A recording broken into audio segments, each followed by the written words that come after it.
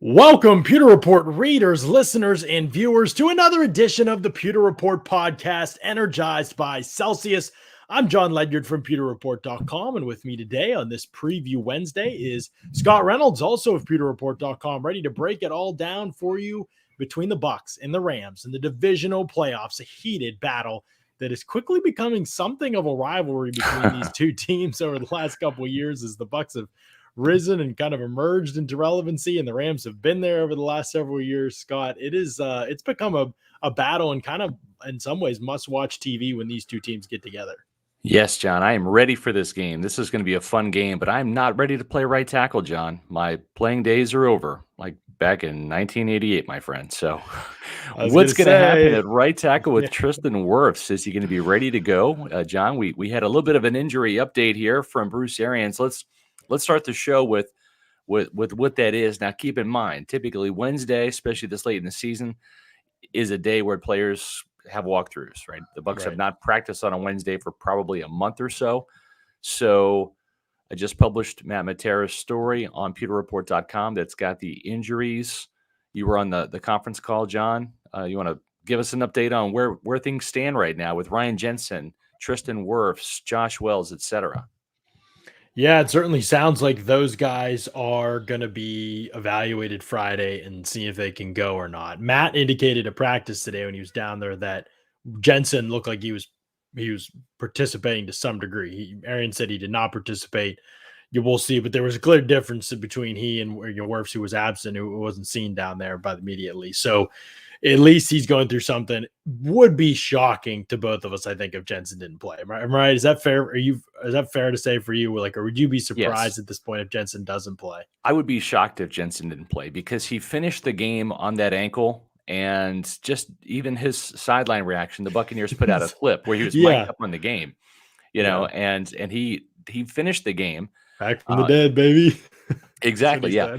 So I think that with Jensen, it's not a high ankle sprain, right? When Bruce Arians said high ankle sprain for Tristan Wirfs, immediately I'm thinking he's not playing on Sunday. Now we'll see how tough he is, et cetera. But the thing with the high ankle sprain, John, is different than a lower ankle sprain, which is like a twisted ankle, right? A high ankle sprain is where the ankle gets torqued, and there's some ligament spraining that's happening in that. And listen, that's an injury too, that even if Tristan Wirfs wakes up on Sunday and he feels good, one wrong rep, and he's out for the rest of the game, because that's an ankle injury that can linger all season. And how good's he even going to be if he plays? Exactly. I mean, you're at a boot all week, and then they see Friday if you can go. I think Tristan Wirfs a long shot. I know what Rappaport said this morning. He's more doubted than us. It sounded like he was like a brave guess, basically. Something like that. I watched that clip from the Pat McAfee show. We had a story on pewterreport.com, and and it's like, I appreciate Rappaport's insight, and he's an NFL insider. I get that, but man, it's like that was just a pure guess. I mean, maybe, I don't know. Maybe he talked to somebody. I don't know. I'm just saying, like, I don't think. The way he phrased it did not sound like it was inside. He even said at the end, like, I expect to see him out there. Like, that's how he ended it. I listen to him on there all the time. It's unusual for him to like say twice basically that he thinks he's going if he doesn't have something. But anyway, I don't know, man. That would be shocking. Like, I just don't feel like you could be ready, especially worse after the game. Like then if he had come back into the game, I still wouldn't have said necessarily that he could play because of that high ankle sprain. Those usually just feel worse the next couple of days. So I think we're going to see Josh Wells and Ryan Jensen in the starting lineup for the Bucs. We'll see how it plays out throughout this week. Either way, those guys might need a little extra boost for that game. I think Sunday, so, John. I got where they're getting it from. They're getting it from Celsius. People saw it coming. Yes, sir. Celsius powers active lives every day with essential functional energy. No sugar. Unbelievable boost and energy boost that it gives you, but without the crash. Essential energy that accelerates metabolism and burns body fat. And it comes in a ton of different flavors. Honestly, not lying, all of them taste really good. Like, I haven't had one. There's a couple I haven't tried. There's a new what's the new one, Scott? Passion fruit, something passion fruit. I think it's mango passion fruit. Is it mango passion fruit? That's what I have not tried that one. And there's a 7-Eleven up the street from me, actually. Yeah, I need to try that one very soon. But I've tried just about everyone. I tried everyone on the screen: wild berry, strawberry guava, Fuji apple pear, orange, tropical vibe, orange sickle, peach vibe, watermelon. They're all good. I literally like all of them, and I would keep all of them in my fridge. John, I'm kind when of I like have you. them. It's like I either like them or I love them, right? But Right. there's none that I don't like. I mean, even the cola has got a very interesting flavor to it because it's not up on the picture here, but the cola flavor tastes just like, we're not going to name any brands, but like some mainstream popular colas. So they, for Yeah, I whatever, haven't had that one either. they really nail the taste on these things. I don't know how they do it, but they get some super scientists there at Celsius for sure. Oh, yeah, no question about it. And so they're great stuff, and you can check them out. Click the banner ads at pewterreport.com, go to Celsius.com, and use the store locator to find out where they are near you. Also, would be remiss if we did not mention a fast protein bars from Ooh, yeah. Celsius, which you can get right now for 20% off. It's a ridiculous deal, and the link is literally right in the YouTube description. So all you got to do is roll down there, and you can get these 20% off the chocolate caramel peanut crunch or the white chocolate cookies and cream. Both are outstanding. Best protein bars I've ever had. 20% off right now. All you got to do is click that link below in the YouTube description. Enter the promo code 20 fast start. That's all you got to do. 20% off. You can get them scheduled, coming to you on the regular. And trust me, they are worth it. Are great kind of meal replacements. They're filling. They taste good. They taste so good. And listen, they're by the same company that brings you Celsius. So if you like Celsius, give these a try. And again, it's the taste that does it for me. The energy drinks taste amazing. The fast bars, the protein bars taste amazing. They're like candy bars. Yep, agreed. All right, let's talk about this game a little bit. Hold on. Whoa. Before we start talking about this game, Buccaneer fans, it is 4:08 Eastern if you're watching us live. If you have not read John's Bucs briefing column today, this is a must read, okay? I proved it this morning, and what did I say, John? Reading your game plan for beating the Rams to me was like eating the first bite of a prime rib, right? And you're really hungry. And then you just like inhale the thing and you wash it down with an old fashioned with your favorite bourbon. That's what it was like for me. It was one of the best columns you've written. Thank you. I agree wholeheartedly with the game plan, which we're going to get into. And I mean, great minds think alike. And I'm just sitting here as I'm reading this. Of course, I'm focusing a little bit more on the defensive side. You and Paul, well, you got the offensive side, taken care of. But as I'm reading this, it just everything made sense. I hope the Buccaneers are reading it too. They read our stuff at pewterreport.com. I mean, they've had their game plans in since last Friday. That was interesting to hear Arians say. And, they'll tweak things and adjust things based off what they saw against. Certainly helps that they've played the Rams earlier, right? They get a feel for them, even though it was back in week 3 and there's some personnel changes on both sides. It does, yeah, no question. This is going to be such an interesting matchup to get into, Scott, because we're going to talk. Let's talk about it first from the Bucs, the offensive perspective for the Bucs, so then we can get to the best for last, which is the defensive side of the ball. I know that's what you really want to talk about. That. So like the sound of that. When the Bucs have the ball in this game, there are some significant disadvantages that they didn't have last time. Now, remember, they didn't have Antonio Brown against the Rams last time. Right. Tyler Johnson actually had one of his better games in that one. Gronk got hurt during the game and came back in and back out, and so that he wasn't quite himself. But even before he went out, if he hadn't dropped that long ball, that 30-some yarder that would have put him in a red zone situation, I mean, he was probably on his way to like 80-some yards. Mike Evans had a good game. Chris Godwin had a good game. It was kind of a really productive day for everybody. They had 5 guys over 50 yards receiving against the Rams. The Rams have actually gone backward as a secondary too. Both their starting safeties might miss this game. Jordan Fuller definitely will, their best safety, and then Taylor Rapp, who as well might be out of this one. So Brady really wasn't. This is kind of the weird game. It's probably the only one I can remember. I'm trying to think now of games that the Bucs have lost when they got crushed against the Saints, right? And the night game. That was one that wasn't very close.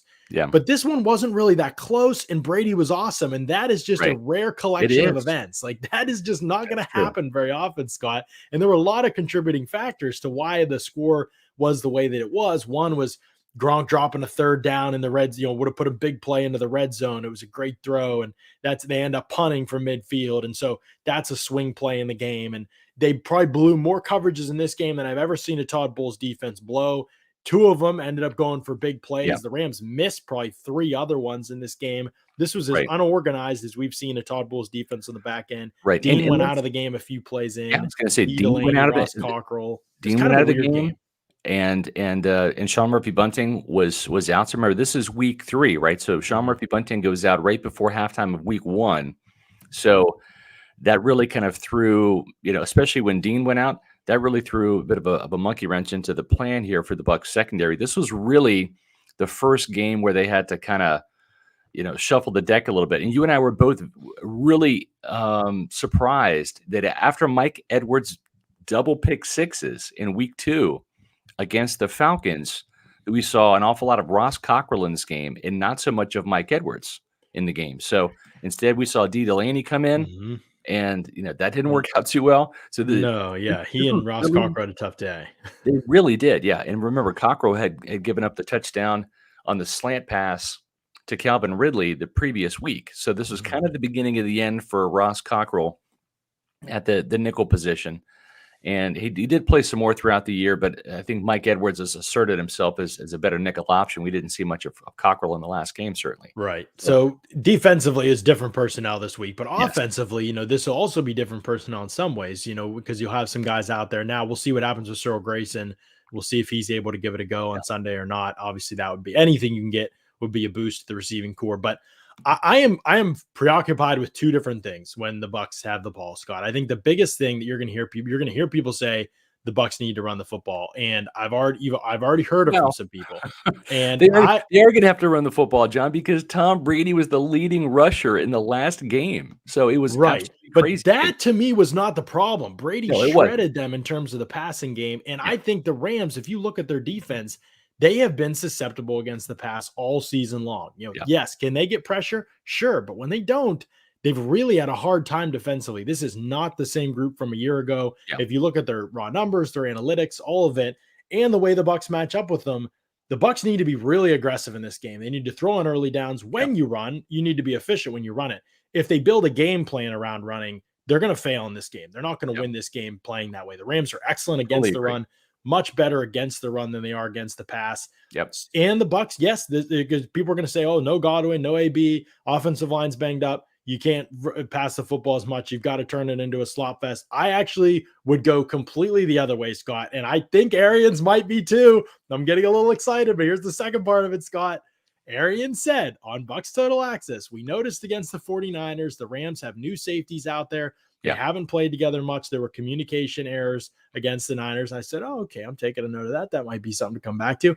Today, he's asked about, what do? Do you muck this game up? Blah, blah, blah. He said, well, you can't just go underneath. You got to take some shots, too, against this team. This is not the Eagles. The Eagles are by far the team in the league right now that you cannot take shots against, but you can get everything you want underneath against. And last week proved that exactly. The Rams are not that way defensively, Scott. You can get big plays against them. They've given up 53 20-plus yard pass plays, 10 40-plus yard pass plays. By the way, the Bucs have only given up 5. So if you want to have an idea of how relative that is to the performance you've seen this season by the Bucs, it is a defense you can find big plays against down the field, Scott. There's something to be had here in vertical. Do you know of any quarterbacks that are really good at looking off safeties? Like are there any that come to mind that you've watched, There's a guy, Tom Brady, that's pretty good. That's right, Brady. Yeah, he can look off those safeties, can't he? Can the Bucs get him? They did get him. Yeah, they have him. They got him. Yeah. Wow, right, that could work. Yeah, so I agree, John. I think the safeties are going to be at play here. I also think, and again, right or wrong, depending on how you view things, and I see both sides of this. I'm a believer that the running game can help the play action passing game. I'm also a believer that you don't need the running game to have an effective play action passing game, because just the action of play action pass can affect the linebackers. They have to read and respond to what they're seeing, which is taking a step forward when they see a handoff, a fake handoff to a running back, right? They've got to carry out their assignment. So you don't need to have a running game that's super effective to make play action work. But having said that, and again, I see both sides of it. If you have a running game that is working, it makes play action work, I think, better. Bruce Arians is old school to the point where he believes that you have to have a running game to have play action work. And if that's the case, I think that with Brady and his ability to look off safeties, and what Arians said, which is he want to take some deep shots against this team, and you got some guys to do it. And Mike and Gronk down the middle, and Brashad Perryman and Scotty Miller. You've got some guys that can get vertical and maybe take advantage of these inexperienced safeties. And if that's the case, I do think they're going to rely on the running game a little bit more than maybe you want, John. But I think the other thing too is it just, again, from my defensive line roots and understanding the defensive side of the things, there's nothing that can take a pass rush energy away from a pass rusher than having to deal with the run and having to tackle and get double teamed with the Bucs do a run game and stuff. If you want to slow down a team that has got a lot of pass rushers, you do run at them for that reason. It doesn't have to be necessarily to get yards, get first downs, and obviously that's what you want, but it can serve a purpose, especially in this case if Josh Wells will be playing for Tristan Wirfs, like I think, and I believe you think as well. Yes. Then you're going to see the Buccaneers run the ball. It's not run to win. It's not that's going to be the game plan. They're going to run all over the Rams, because I agree with what you said. You pass the ball to beat the Rams. Right.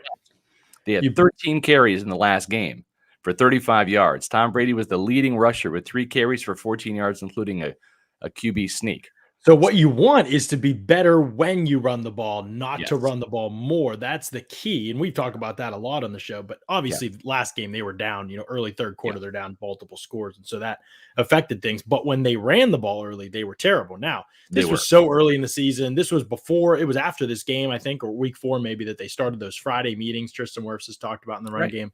So the important thing is just going to be more efficient when you do run the football. And I think they will be. And I have there's no part of me that thinks Bruce Arians and Byron Leftwich are going to a run heavy approach against a run defense as good as the Rams. I would be stunned if that happens. They're going to live or die by the sword like they always do. So putting that part aside, to me, it's like the deep ball part is the interesting part of this, because last year against the Rams, they tried to force the deep ball in the regular season. It didn't work. This past year when they played him, they have plenty of vertical plays down the field. Jalen Ramsey is not playing outside. He is not matching up with Mike Evans. Mike Evans even said that today. In 2020, we matched up a lot, and Evans honestly played well in that matchup, even though the Bucs didn't in general. And then he said this past year, early in the regular season, he played a lot inside. We didn't match up very much, and that's how Raheem Morris is using him. That hasn't changed too much, and the Rams run less man coverage, Scott, than any other defense in the NFL. So it is going to be a zone-based matchup. The Bucs are going to be able to find matchups that they won in this passing game based on how they align Evans and based on what the Rams typically do and how they typically match patterns. They're going to be able to look at that on tape and say, okay, here's where we can put Evans. And when they match this pattern, here's who he's going to be up against, and this is where we might have an advantage.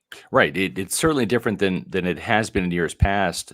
I just wonder, though, without Chris Godwin in this game, right? And I think that was the matchup that they wanted. Raheem Morris is no dummy when it comes to defense. He knows that this offense, this Bruce Arians offense, runs through the slot receiver, which is Chris Godwin, one of the best in the game.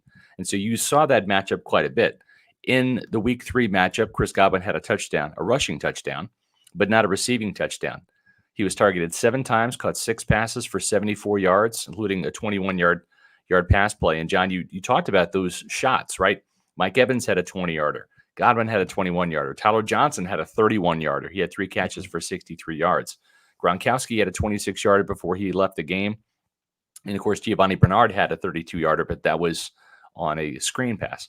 So I agree with you. I think that this is a game where traditionally you see Jalen Ramsey play a lot more inside, but I wouldn't be surprised without Chris Godwin if Raheem Morris reallocates his assets and puts him more on Mike Evans, just because Evans is the bigger threat than Tyler Even Johnson. If he plays outside, the Rams they have played so little man coverage this season. Like I said, there's matchup zone elements to this that's going to look like man maybe post snap as people are watching on TV, but it's based on where the receiver goes. It isn't Ramsey taking Evans no matter what. And that's basically what Evans said today. It would be a huge deviation for all of their defense and their scheme if they suddenly went from being the least man coverage team. It's not like they're a middle tier like the Eagles, for example. Like they were zone heavy team, but they were increasing their man coverage and they were kind of like somewhere in the middle. The Rams just don't do it basically at all. Like goal line situations, short yardage and that. I mean, they have 90 reps in man coverage all season long, according to PFF. And they're also the least likely team in the NFL to go to press coverage alignment at all. In terms Speaking of of press, so there's space. Press that like button. If you're watching our video live, if you are watching our podcast version, make sure that you like the videos that you see on our Pewter Report YouTube channel called Pewter Report TV. And make sure you subscribe to said Pewter Report TV channel on YouTube. because when you do that, it boosts our subscriber count. When you hit the like button, it helps our algorithm, which gets us in front of more Buccaneer fans so they can become familiar with the Pewter Report podcast, which you'll find typically Mondays, Wednesdays, Thursdays at 4 o'clock p.m., unless we have a special guest. And then on Sundays, pregame show at 2 o'clock this week. And that's the Pewter pregame show. The Pewter game day show will be at 3 o'clock. And then we'll have the Pewter postgame show following that. So, but it all starts here on our YouTube channel. So make sure you're subscribing to Pewter Report TV, hitting the like button on our videos. We greatly appreciate it. Yeah, I like their ability to hit some splash plays. The other part of it, Scott, is that I just think they are not going to be able to mount 5-10+ yard play drives. So I think you need to find ways to hit splash plays. So they need to hunt them. They need to try and scheme them up. That needs to be a focus of what they do this week. Right. It needs to be an aggressive game plan, I think. And the script will matter too. The first 15 will matter because the Rams will adjust some things if you come out differently than you've had in recent weeks where they've thrown more underneath. And they'll try to maybe roll to 2 high coverages more, but you are going to see a lot of cover 3. And think about Brady's numbers against Raheem Morris, Scott. Like I know this is still somewhat what the scheme that that Brad, the Chargers coach, Brandon Staley ran last year with LA, but he has also made it more zone, which means a lot of cover 3. The seams are going to be open. Gronk is going to have opportunities down the seam in this game. Matchup wise, on paper, it's not the worst thing schematically. Now, you get to the line, it's a different story. But with the receivers, Scott, I think that there are opportunities here for guys who know what they're doing. It's all going to it's going to be a very mental game. It's going to be very much how you process because the Rams will rotate their safeties a ton. They'll go from 2 to 1 and they'll spin somebody single high and they'll cut a route or something like that.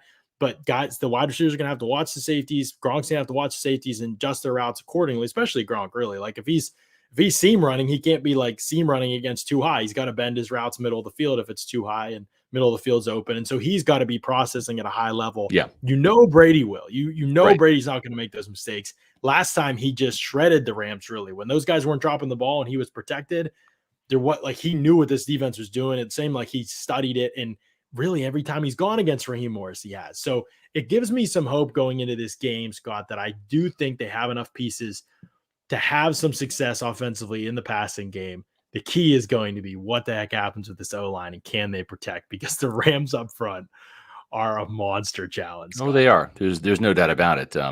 They have this guy. He's he's pretty good. Aaron Donald. He's not even human. Yeah. They had a great plan for him last time, Scott, honestly. Like they really did. And everybody kind of ripped you put Gronk on Aaron Donald, for that one play. Well, the ball was supposed to come out quicker, and something else, I won't get into it, but affected that. And Gronk pushed him pretty wide. It's just the reality is it doesn't matter. Like he's that much of a freak. Even when you have a plan for him, it often can fail. I mean, last time it was crazy. Like they would put Marpet, they'd slide Jensen to him, or Smith if it was the other way, and they'd help. And then Fournette would come and run into everybody, just like off his play fake or whatever, just to like try and again, just anything to keep him off balance. Well, and you mentioned Fournette, John, and I think this is an interesting thing. We're talking about the receivers, and there's talk that Fournette will be back. I mean, he believes he'll be back for this game. He was somewhat close to coming back last week against the Eagles, but he tweaked his hamstring again when he was trying to open it up, because that's kind of the final hurdle, the final test to get through the medical evaluation is, when you open it up, when you hit top speed, how does it feel, right? And he felt some tightness there, and they rolled him out for the game. So the interesting thing is Leonard Fournette was really ineffective in this last game in week 3. And 4 carries, 8 yards. His longest carry was 3 yards. And he wasn't even that big of a receiver in this game in terms of targets. Targeted 3 times, called 3 passes, 26 yards. Did have a 15-yard catch. But, I mean, we're talking about a game where Leonard Fournette totaled, 34 yards in this game. Really, it was Giovanni Bernard at the end of the game when they were trying to play catch-up. He was targeted 10 times, caught 9 passes for 51 yards, 32-yard catch and run on a screen. It's really the first time all season, John, that we saw Giovanni Bernard. He looked really good in that game. The problem is he scored a touchdown and then injured his knee on that play and was lost for a couple of games. So maybe Giovanni Bernard has a bigger impact in this week's game because they're a little unsure about what they're going to get back from Fournette if he can go. And listen, Giovanni Bernard had a hell of a game this past game against the Eagles. I thought he was the better running back out of the 2 guys in the game. The other being Keyshawn Vaughn, of course. Yeah, no question. I think that they're fine with it no matter what happens, to be honest. Like, Yeah. if you've got Fournette out there, it helps to have another body. I hope Giovanni Bernard still splits some reps with him and gets chances because he just has another gear as a player. And the Rams are one of the worst defenses in the NFL in terms of yards after catch. I think that's going to matter in this game. Right. If you are trying to stretch them vertically and they adjust to it and you have to go underneath, or you have to go underneath because of pressure or blitzes, the Rams blitz a decent amount despite having a good front four. I don't know how much they'll blitz Brady. Last time they blitzed him 23% of his dropbacks. Now he had 60 dropbacks. So if less dropbacks and they in a different game situation, that could impact that. But they're about 26% for the season. Yeah. So they're going to blitz probably on occasion, but not very often. Lots of games, you'll see lots of games up front. They'll threaten O-line communication and they'll put all their guys all over the place, and they all have a bunch of good rushers. So it's a challenge, but those guys available for checkdowns and to be able to be elusive after the catch, that's a big element of the game, Scott, because if you are able to test them down the field and hit some big plays, you're going to have to go down underneath at times as well. Once you start stretching them vertically, especially middle of the field, then those linebackers say we have to get more depth to take away the seams. We have to get more depth to take away middle of the field if we're too high, if we're middle of the field open. Now you start saying, okay, now we go to our checkdowns. Now we start using the flare control player, whoever's leaking out of the backfield, even or leaking out into the flat if it's tight end for the flat. Now we start leaking them out there and we start saying, okay, now we're going to get the ball to you, Gronk, in space. And the Bucs have done that. They do a good job of these things. Schematically, their offense is okay for this matchup. Like, schematically, can you execute though because of protection, and can you execute because of wide receiver personnel? Those are huge questions going into the game. Paul pointed this out on Twitter and said it to us in our group chat. When the Eagles switch to more man coverage, the Eagles, who are not a great man coverage team, switched to more man coverage late in the game against the Bucs. It was harder for Tampa Bay because Tyler Johnson wasn't getting open. Brashad Perriman's routes were trash on tape. Jalen Darden's playing a little bit. Scotty Miller's playing a little bit, but nothing noteworthy from them yet, really. And so that becomes the challenge then. Can you, if they're playing more man coverage, where are the matchups that you can find? Especially if Evans you're trying to hit big plays with them and they're getting safety help. Okay, now he's essentially being doubled schematically. So that's where Gronk, I think, in my opinion, has to come up big, because if they use Gronk in line as much as they typically do, then it's going to be hard for the Rams to match up with him and anybody that they prefer to match up with him. Their inside corners are small. They don't really have a great coverage linebacker option. They don't have like the pieces necessarily to match a Gronkowski type of player, which is why he was on his way to a pretty huge game the last time before he got hurt. And speaking of huge games, the guy I have here on the screen, Kenny Young, the linebacker for the Rams, had a huge game. 10 tackles, including a sack, 3 tackles for loss, and a quarterback hit. Brady was sacked 3 times. Obviously, Aaron Donald got one of those. Donald didn't have a huge Kenny Young's game, gone too. Kenny Young is gone. Yes, he got traded to Denver. So now it's Troy Reed. Yeah, they do not have great athletes at linebacker. They don't. Remember in the past, that was kind of their priority. Like Corey Littleton was their guy, for a while. They didn't care that he sucked in run defense. They just wanted guys who could run and tackle in coverage. And now they don't. It's kind of a weakness of their defense a little bit. They're inside linebackers. Correct. I agree. They're inside linebackers. Are their weakness. That's their weak link, and that's probably, I think, good news for Rob Gronkowski down the seam, for Tyler Johnson going across the middle, and maybe for the Bucs running game, that duo inside in between the tackles, run game, Ryan Jensen, Alex Kapp, Ali Marpet. I think that's going to be kind of the focal point there. Of course, you have to go through Aaron Donald to get to those linebackers. Yeah. But the thing is, the outside linebackers are the real threat. We saw Leonard Little have a pretty good game. He had a sack, and he's going to be going off the left side again.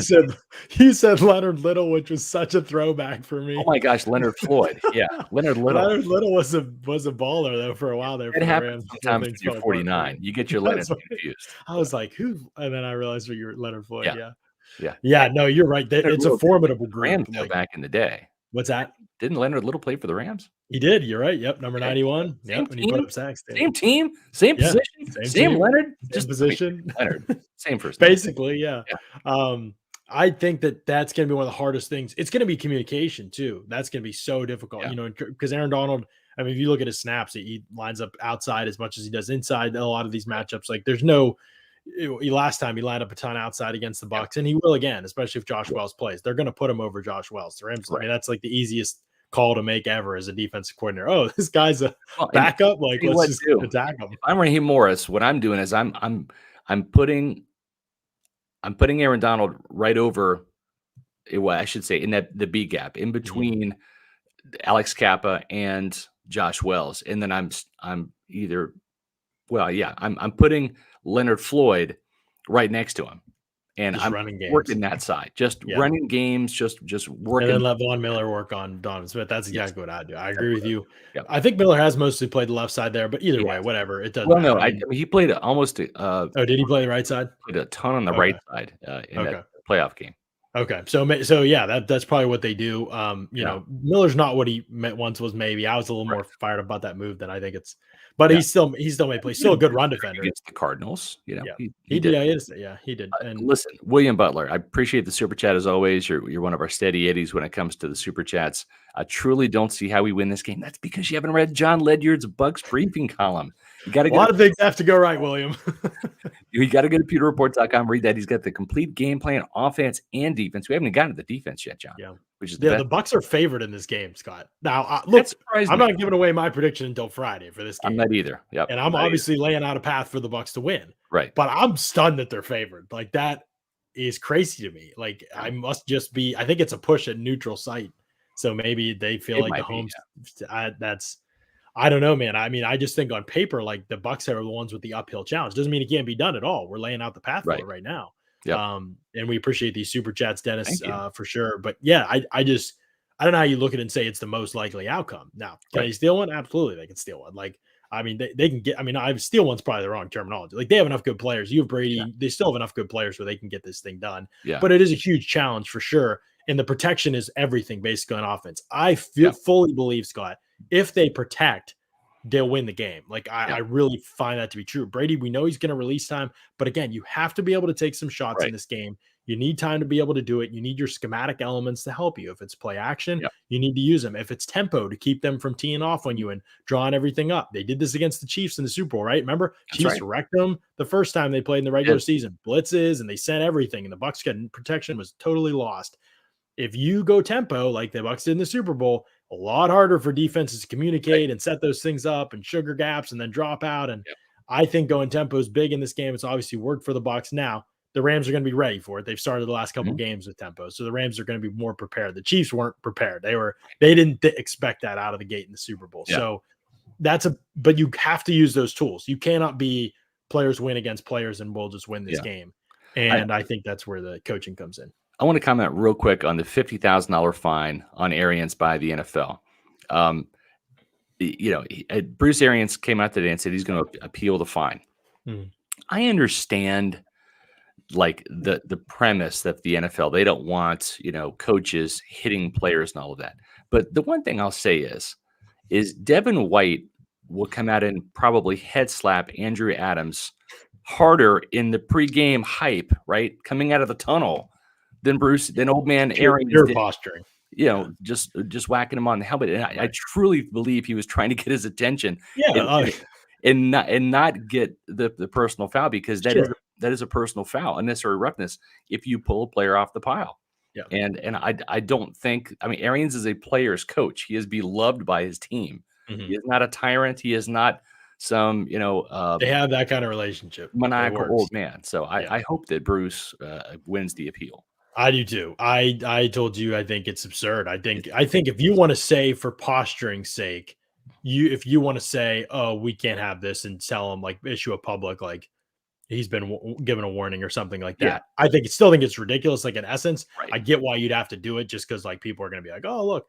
But that was a clear, and that's why I think he might win his appeal. Like, just looking at the situation, it doesn't make any sense. Like, in the situation, he's not, like, mad at Adams. He's trying to prevent something from happening. Exactly. Also, he can't move on his Achilles, so he reaches out because he can't get all the way there to it. It's clear. Like, that's the type of breakdowns, folks, you're going to get here in the Report podcast. He's like teetering forward toward him, and he's trying to, like, reach out and get him. Right. He's 69 years old with a half torn Achilles. Like, it's again, like, it's pure posturing. No one, including Adams or anybody else, believes that Arians actually did anything, like, hurtful in this situation. He's trying to get his attention, so he doesn't. Reactionary to get his attention. Exactly. It's no different than when my son Logan was getting ready to touch the hot stove. I smacked his hand so he wouldn't touch the hot stove. Yeah, it's reactionary. Like you're trying, right? You're trying to prevent something from happening. Yeah, I totally get it. It's a total non-story to me. It became a story because the NFL decided to fine him.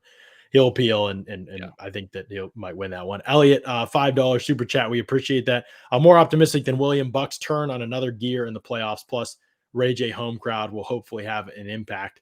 Yeah, I think that the crowd has been mentioned by a bunch of people, and it was mentioned by Eagles players, so it was legit. And so props to y'all if you're in the chat and you have tickets or whatever. You guys definitely made an impact on the last game. Goddard even said for the Eagles tight end, said they even messed up a play because of the crowd noise early on in the game. And so, yeah, I think that makes a big difference. That can make a difference in this game for sure. But the Rams are one of the least penalty ridden teams in the NFL. They have been for like every year under McVay. They're very disciplined in that way. And so I think that, they're going to need some things to happen probably outside of the norm to win that part of the game and to get some self-inflicted stuff like the Eagles had in the game. But it doesn't mean that it's impossible. It's obviously happened with other teams against the Bucs before. The Packers were an example of that last year in the playoffs, where they committed some fouls and they were one of the least penalty-ridden teams last year. So, yeah, you need some luck occasionally at times. You need a call or two to go your way at times to win to win the Super Bowl. It's interesting, right? Because the Buccaneers are 8-1 at home, right? They've got that little, that nasty blemish, the 9-0 loss to the Saints, where they lost all their offensive weapons, it seems, in that game. Undefeated at home when they score a point, though. That's true. That's a fact. Score a point. 1 point. They are undefeated at home. Win 100% of the time. We talked about that in our PR group chat today, or the other day, which was really funny. We went through a bunch of scenarios where the Buccaneers were undefeated at home. The other thing is the Rams are 7-2 on the road, so they're no slouch when it comes to coming into enemy territory. However, they don't have any what I would deem real quality wins, unless you want to say Arizona and maybe Seattle out there in their division. That's probably about as good as it gets. The Rams lost. Well, I'm just saying it's just a divisional opponent. I'm saying that's their second best other than the Bucs. Well, I'm just saying. I mean, I get what you're saying. Yeah, I mean, their 2 losses on the road were to San Francisco, which actually swept them, and they got crushed by San Francisco out there in San Fran, and then to Green Bay. So those 2 teams were the teams they lost to on the road. They won 7 games on the road, so that they're used to playing on the road and playing well enough to win. So it's going to be interesting to see. The Bucs going to be 9-1 come 6/15 Sunday night. That's interesting. I hadn't looked at that, Scott. The only playoff teams that they beat were the Bucs and the Cardinals. Yeah, in the regular season, at period, like home or away. Yeah, I hadn't looked at that with the Rams. They beat the Cardinals once and lost to them once. They split with the Cardinals. They beat the Bucs in week 3. Right. And again, I'm not saying that they didn't, and then they beat the Cardinals in the playoffs. So that's one. But they lost the 49ers both times. They lost to the Packers. They lost to the Titans. Yeah. Then they lost to the Cardinals once. So against playoff teams, they did not have a great record. They beat the Colts. They beat some of the fringe teams, like the Colts, who almost made it. Who else? The Ravens. They beat them by a point with Tyler Huntley. Yeah. Anyway, look, I just think there's a path, but it's all going to come down to the other side of the ball, Scott. And that's what we're going to talk about in a second here, because the other side of the ball is we can talk about the offense. Brady will get some points. You and I said this earlier today. They'll get some points. I don't think it's going to be 30 points just offensively without turnovers or short fields or anything like that. But they'll get some points. They'll put some points up, but these guys got to ball out on the other side of the ball. But before we talk about that, Scott, I'm going to let people know an opportunity they have to win some money this weekend during the playoffs. They can win some of this money over at Underdog Fantasy right now. You can double your first deposit right now. If you enter the promo code PEWTER, PEWTER, they will double your first deposit up to $100. That's how much they want you to get in there and have an opportunity to get yourself some cash. The over-unders, the pick'em special lines are going on this week, and they're really cool. It basically what it is, like you can add Deebo Samuel, I think this week, over 1 receiving yard to your pick'em slip. So basically you get like a free one basically in your pick'em. So if you get pick'ems up to 5, so if you get a pick 5 right, now you only need to get 4 basically. If you get your pick 4 right, you can win up to 20 times the amount of money that you put in. So this is an awesome opportunity. Yeah, they give you 1 for free. So even if you're doing a pick 3, like you can still win like 10 times your money that you put in, and you already got one free. So now you only need to get 2 right. So you just bet on player stat lines. You go over under on their player stat line that Underdog gives you. And if you're right, you can win up to whatever you put in. Now there's a max $25 entry on the slip, but you can do multiple slips. And so if you double your first deposit with the promo code Pewter, PEWTER, it gives you this opportunity, plenty of money, to be able to win. So yeah, it's awesome. I love betting on the player stat lines. It also makes the in-game viewing experience kind of fun. Like, especially if you just have like a couple bucks on it, you're like, oh, I need him to get one more catch. And like, if you're watching with friends or family, it's just, in a bunch of you, we did it for Thanksgiving. My family, we all like got signed up and we all did like a couple of the props, and everybody got hurt like in the first quarter that we bet on. Hey, that's how it goes. But it does add some fun to it. So I encourage people to check that out. The link for that, actually, if you're looking for it, is just down in the YouTube description as well. So you can click that and it'll take you to Underdog Fantasy. The app is incredibly easy to use. That's Interface is great. Underdog Fantasy is awesome. I can't recommend them enough. They're kind of newer on the scene, but they're top notch. They're already ascending like crazy. I'm sure people have seen them on social media and advertisements for them everywhere. John, so it is the next big thing for sure. John, in a world where it's offense versus defense, offense versus defense, defense wins championships. Well, let's hope you're right, Scott, because this is the matchup for Todd Bowles. This is his nemesis, man. Sean McVay has just absolutely rocked this guy. You had some great stats yesterday. I think it's 34 points, 27 points, and 34 points. Right. Taking away that pick six. Taking away the pick six, in 2019, right, that the offense has scored, but they've piled up even more yardage. The first 2 games, they're putting more points if it's not for Jared Goff being turnover crazy. And honestly, even last game, I felt like schematically, I felt like the Bucs offense did some good things and got unlucky. They had a penalty. They had tons of penalties on offense. They had 7 penalties in the game. Almost all of them were on offense in that game against the Rams. They had the Gronk deep play drop. I'm going to rewatch the game. I'll remember some of the other stuff. They also had a 15-yard Bradley Pinion punt from deep in their own end that gave the Rams a field goal. Rams went 3 and out. They were already in field goal range. They kicked the field goal, gave them points. So it was just like remember too all game. Remember too. I mean, Jamel Dean probably had a pick 6 that he dropped. Right. Now that pass was first dropped by Cooper Kupp, just to be fair. But you're right. Jamel Dean did drop it, and you cannot drop picks this week for sure. Yeah. But schematically, I felt like the Bucs did almost nothing. What was Stafford? His numbers? I'll pull them up here really quick. I got them right here. Basically perfect, other than the passes. Stafford was 27 of 38 for 343 yards, an average of 9 yards per reception. And 4 touchdowns, no interceptions. He got sacked, but that was Will Golston, kind of in garbage time. Didn't really matter. And so he outdueled Tom Brady. Brady had a really good day passing, but it just outdueled Todd Bowles is what he did. Because of those 27 to 38, Scott, he probably, the first couple drives, they went 3 and out, the Rams, or they punted very quickly. Let me see. 1, 2, the first 2 drives of the game, they had 17 total yards in the first 2 drives of the game. 8 plays, 17 yards. He missed multiple plays. Then they scored 2 touchdowns, had 2 nice drives, and they scored 4 straight touchdowns basically in the game and got things together. He still missed multiple plays down the field that were open in this game. Of his incompletions, I know there were 3 drops, I believe, and then he had like a couple just bad misses where there was a guy open on at least 3 or 4 other passes. It was basically a do whatever you want type of game for the Rams offense. They knew what Bowles was going to do, and they tore it apart. And it wasn't even blitzing. Bowles didn't blitz that much. And as I detailed in Bucs briefing, I kind of knew you can't blitz Stafford as much as I can other quarterbacks. And Stafford still tore him apart. And you can't blitz Stafford for sure. He'll kill you. But you've got to be able to get pressure more. On 3rd down, 10 of 15 on 3rd down. That's just absurd. It was. And the thing is that they had 22 first downs. The Bucs had 27 first downs because, as you mentioned earlier in the show, John, Tom Brady moved the ball. They moved the ball. They actually outgained the Rams 446 yards to 407. But it's just that the Todd Bowles defense, even going back to 2019 when Jared Goff was the quarterback. Remember that shootout in LA? It was actually at the LA Coliseum. Mm-hmm. The Bucs won 55-40.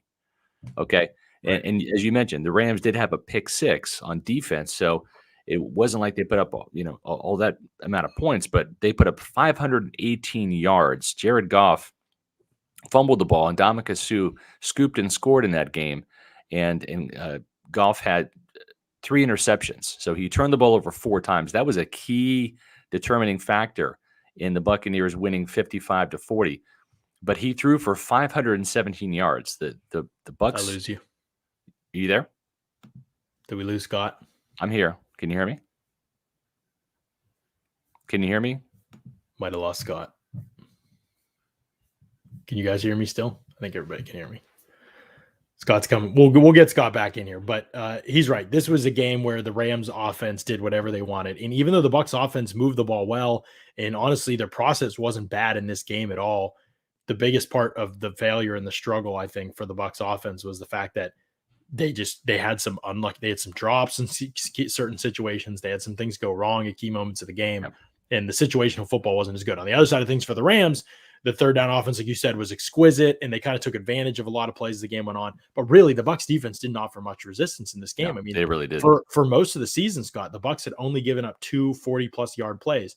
Both were in this game. They blew a coverage on a deep ball. That just has not really happened this season. Bucs have only given up 5 40-plus yard plays all season, and 2 were against the Rams. The Rams have the most 40-plus yard pass plays in the NFL this season with 18. Nobody's really even that close to them. They are great at creating these plays, but the Bucs also blew the coverage on the long ball to Deshaun Jackson. Then the other 40-yarder was a quick underneath throw, and Devin White actually knocked Carlton Davis off the route. He took a bad angle and took Carlton Davis out and picked him basically, and Deshaun Jackson got free and caught the ball and ran for 40 yards up the sideline. And so those are the kind of plays. Like, you can't be out here beating yourself against the Rams.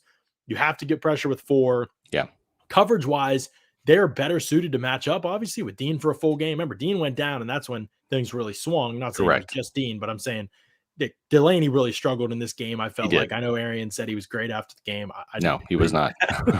Cockrell was okay, but there were still plays. I think they gave up a touchdown. Well, and the thing is, when you look back at that game, I mean, one of the big plays in that game was as you mentioned, that deep shot to Deshaun Jackson, right? 75-yard touchdown.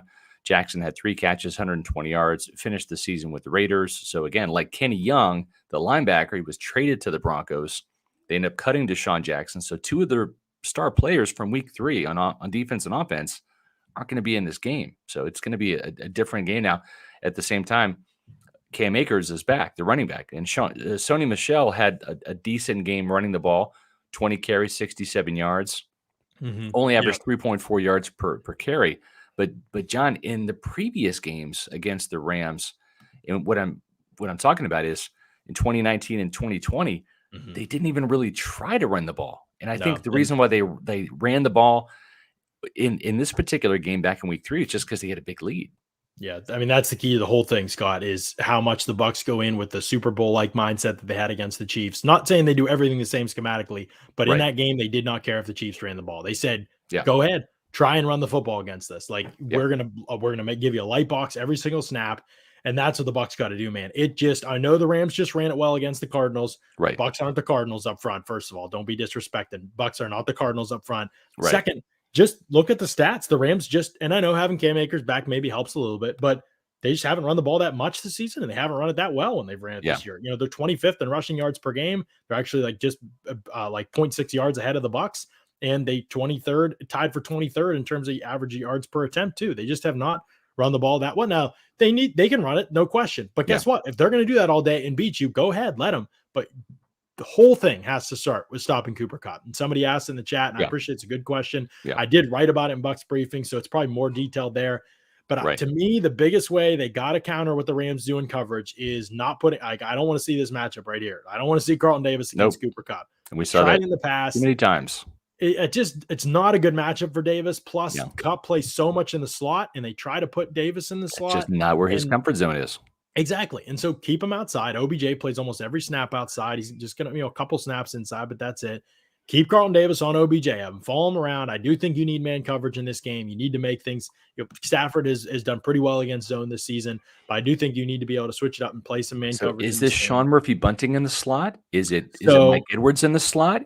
Are you going to put Antoine Winfield Jr. in the slot, who's faster than Edwards? Well, here's the thing. The Rams take more deep shots than basically anybody in the NFL. So I need Winfield on the back end personally. I just think you can't take that. Edwards has good ball skills for sure, but he doesn't have the range and athleticism, Correct. either side to the sideline or in the air that Antoine Winfield has, Yeah. as we saw And this as is Michael Pittman learned. Matthew Stafford throwing the ball. This is not Jalen Hurts throwing the ball. Exactly. There was some time on Edwards' interception for Edwards to get there, right? I mean, Correct. It's good observation. If that's Matthew Stafford throwing the ball to Devontae Smith, it might be laced a little bit. Yeah. yeah, it's touchdown. Right? Yeah. And so that's a big part of this is preventing the big plays. Like you certainly don't want to lose that way, but also you can't play scared. I think you got to roll up and press these guys and see if you can hit Kupp off the line of scrimmage. I referenced in Bucs briefing, and I just talked about it on Monday's pod too. In 2019, the Steelers had a game plan. I went back and watched some videos that were done on it to stop Cooper Kupp. Now, there's a lot has changed since then, but they basically would line up and press man. They would press Kupp with outside leverage and try and be physical with him in the line of scrimmage. Basically funnel him, trying to funnel him inside and then cut him with a safety, the roll safety down. That robber come down. Yeah, exactly. Right. Yeah. And you can bring him from the opposite side of the field or the near side of the field. You could do a couple different things depending on how they're lined up. You know what? That to me is where if you have kind of that 3 safety look, right, where in certain coverages where you can actually roll Winfield down, right, and you've got a Whitehead playing underneath maybe on Higbee or something, and you can roll him down and have Edwards as that free safety in center field. If you're doing that to take away Cooper Kupp, I'm all in favor of that, right? Because I think Winfield has the speed and the hands to jump a route and actually make a big play there.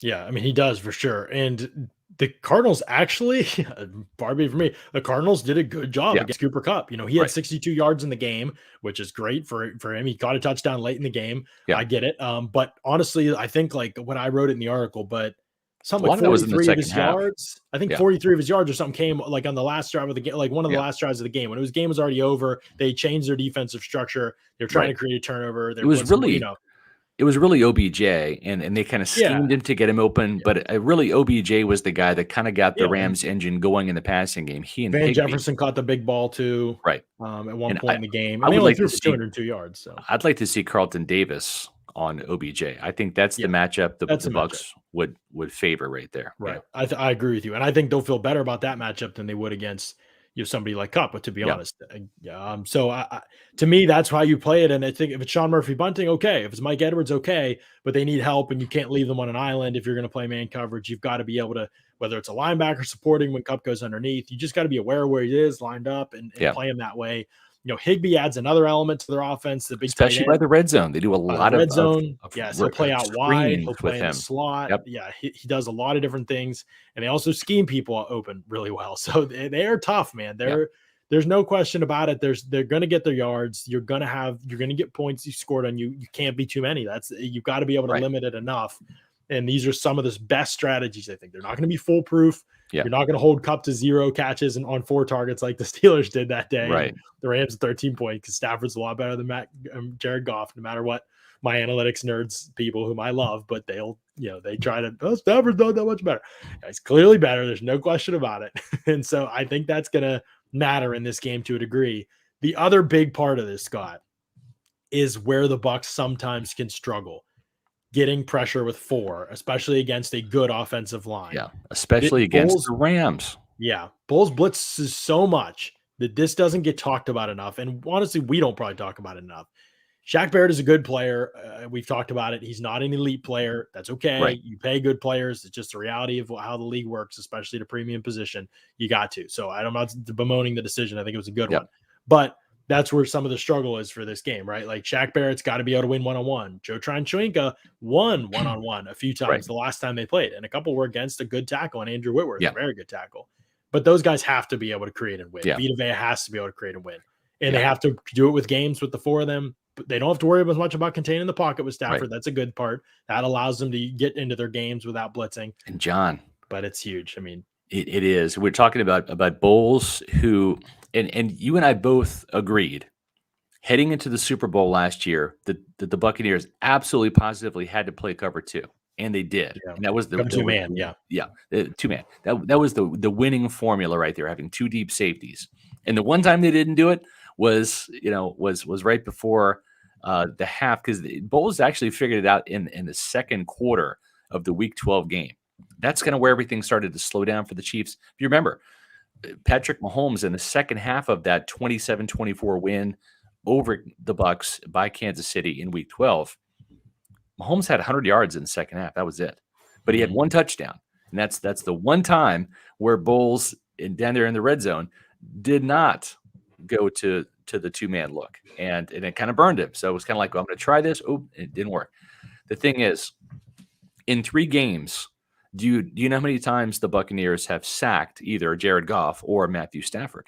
Not many. Well, one 3 against Stafford. 3 times in 3 games.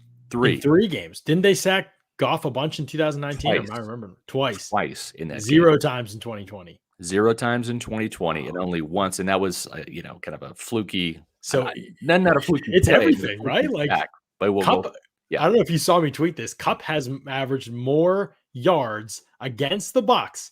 Actually, not average. Throw out the average. He has more cumulative yards against the Bucs in 3 games than he does against the 49ers in his career. The 49ers are in his division. He's played 7 games against them. They have more yards against the Bucs than he does in 7 games against the 49ers. So, first of all, maybe watch what the 49ers are doing and try to figure that out. Right. Second of all, he's got more yards against the Bucs than anybody he's played in his career, other than Arizona and Seattle, who he's played 10 and 8 or 9 times, I believe. That's how ridiculous this is. Yards per game in teams that he has played more than once in his career. Right. Kupp has more yards against the Bucs average per game than any other team, and it's not close. Like this has been, it's Kupp, it's the passing game, it's the pass protection. It's the Bowles protection. hasn't really solved any of it yet. He is not. Point. Andrew Whitworth and Rob Havenstein, those are 2 tackles that are just they're kryptonite against the Buccaneers pass rush. And I agree with what you wrote about in your column, which was take Shaq Barrett. Shaq Barrett, good player. He had 1 interception in 2019, and I think he might have had a sack in that game as well against Havenstein. But the last 2 games, he's been shut out.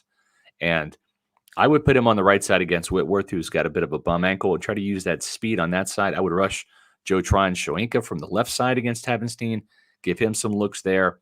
And to me, that's really where I would put my money, John. If I'm looking at it, and I'm saying where do I think I'm going to get pressure? When I do, put your money on Shaq. Yeah, I'd put the money on Shaq on the right side. Now, with my real money, of course, I'm going to give that to Amuni Financial. At Amuni Financial, we help you live in the now. Congratulations. We're so happy for you. Thank you. And even though the now may feel very different, you still need to plan for the future. How's retirement treating you? Oh, just fantastic. I know I say it all the time, but you really got to come up to Colorado. Let's do it. All right. Yeah. We can help you develop that plan to keep you on track, so you can still prepare for tomorrow, today. Amuni Financial. Plan ahead. Stay ahead. We've got to get to Colorado, John. But before that, we've got to talk about Amuni Financial. Managing your family's wealth means more to Amuni Financial than simply allocating your assets. It means legacy planning, brokerage and advisory services, retirement accounts, college savings accounts, and insurance services. With 40 years of experience in the Tampa Bay area, let Amuni Financial help you plan ahead and stay ahead. Call Amuni Financial like I did at 1-800-868-6864. It's a new year. It's time for you to look at your finances and plan for the year ahead. Visit them on the web at amuni.com. All right, Scott, let's wrap this up with some injury report talk and news before we get to our final sponsor for the day. Shaq Barrett, full participant today in practice. I think Arians, maybe he didn't mention him. Shaq Barrett was a full participant, so that knee's feeling good. Giovanni Bernard was limited. Devontae David limited, just maintenance stuff, I think, with those guys. Again, they're not going to be 100%. Right. He did mention Devontae wasn't as sore. I don't remember if that was on Bucs Total Access or somewhere else. I forget. But Devontae wasn't as sore as he thought. Maybe Monday, yeah. That was Monday, okay. So that's good for Levante. Mike Edwards is a full participant, even though he's dealing with that elbow shoulder thing.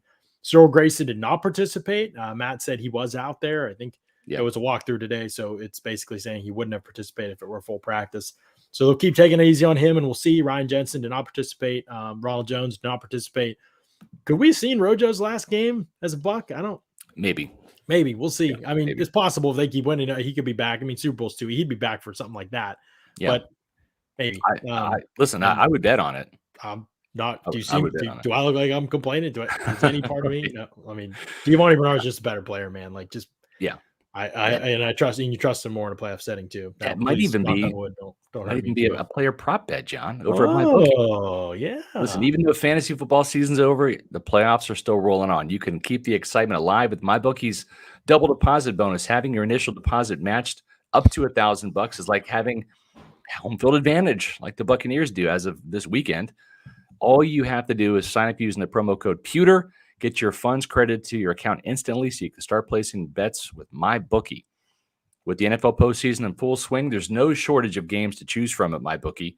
And everyone knows the playoffs equal points. It's the best time of the year to hammer the overs. With every player out to make a name for themselves, you know the player prop bets are a great way to find the edge. MyBookie is also home to exclusive contests. It can be used to maximize your winnings. Make 2022 your best year yet. Don't miss out. Double your first deposit up to $1,000 by using promo code Pewter. Place your bets. Get ready for the intensity of playoff action. Bet anything, anytime, anywhere at MyBookie. By the way, the NFL transaction daily thing came out or whatever, all the tryouts and transactions for the day, and the Bucs worked out former Jets and Texans wide receiver Vincent Smith. Apparently, I do not know him and don't know anything about him. So, and John Brown might play this week, Bruce Arians said. We've got one more announcement to make real quick, and that's a way that you can donate to Pewter Report. We appreciate all the super chats we've gotten throughout the year, throughout the season, and even today.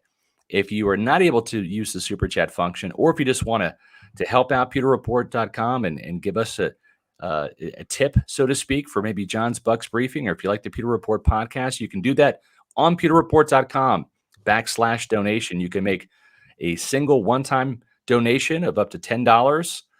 Think of it as an internet tip jar, or you can become a monthly donor for as little as $3 a month. $3, $5, $9. Those are the options for the monthly donations, and we greatly appreciate all the support we get from you, Pewter Nation. Yeah, absolutely. No question about it. All right, let's finish up this injury report real quick. Sean Murphy-Bunting did not participate as well. That's one to keep an eye on because they're hoping to have him back, obviously. Rashad Perryman did not participate with that hip injury. I haven't heard anything's worse with him. We'll just have to see how it goes, but they worked out Vincent Smith today, so that could be a sign that maybe Rashad Perryman's aggravated something, or they don't think Cyril Grayson will be back, or maybe both. Losing another guy would just be terrible, but do you have John Brown? Hopefully he's ready to do something, and Scotty would step in, and we'll just see how that one goes. Jason Pierre-Paul did not participate today. That's just not actually was listed as not injury related. And then quad with Josh Wells with the quad. He was limited today, so that's actually kind of encouraging for Josh Wells that he's already limited.